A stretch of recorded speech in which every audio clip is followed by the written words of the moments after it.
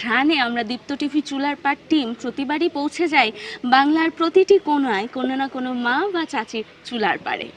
মায়েদের হাতের রান্নায় যেন মাটির একটা ঘ্রাণ ভেসে আসে, ঠিক যেমন করে আগেকার মা দাদিদের রান্নায় চুলার পাড়ে বসে মাটির চুলায় রান্না করা হতো, ঠিক সেই ঘ্রাণটাই আমরা পাই আমাদের চুলার পাড় অনুষ্ঠানে। প্রিয় দর্শক, আজকে আমরা চলে এসেছি কক্সবাজার ননিয়াছটা এলাকায় হোসনে আরা চাচির চুলার পাড়ে দেখতে শুটকি পোলাও।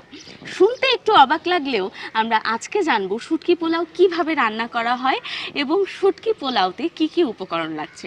সমস্ত বিস্তারিত জানবো, ততক্ষণ পর্যন্ত আমাদের সাথেই থাকবেন। তার আগে জানিয়ে দিই, প্রিয় দর্শক, আমি নূর এ জান্নাত সবাইকে স্বাগত জানাচ্ছি দীপ্ত টিভির চুলার পাড় অনুষ্ঠানের আজকের পর্বে।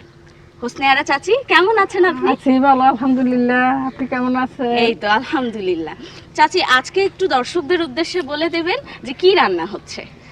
আমি রান্না করব আজকে ওই শুটকি দিয়ে বিরিয়ানি। কারণ শুটকি ভর্তা খাওয়া হয়, শুটকি দিয়ে সবজি দিয়ে রান্না করা হয়, শুটকি দিয়ে বিরিয়ানি কোনোদিন রান্না হয় না, খুব কমই রান্না হয়। হ্যাঁ হ্যাঁ হ্যাঁ, আমরাও শুনিনি। তো এরকম আজকে এটা রান্না করে, মানুষ তো যান্ত্রিক হয়ে গেছে, সবকিছু শর্টকাটের মধ্যে করতে চাই, তাহলে শুটকি আর বিরিয়ানি যখন রান্না করব সেটা একদম শর্টকাট, ইজি হয়ে যাবে, তাহলে আলাদা আলাদা করতে হচ্ছে না। হ্যাঁ, এটাই আর কি।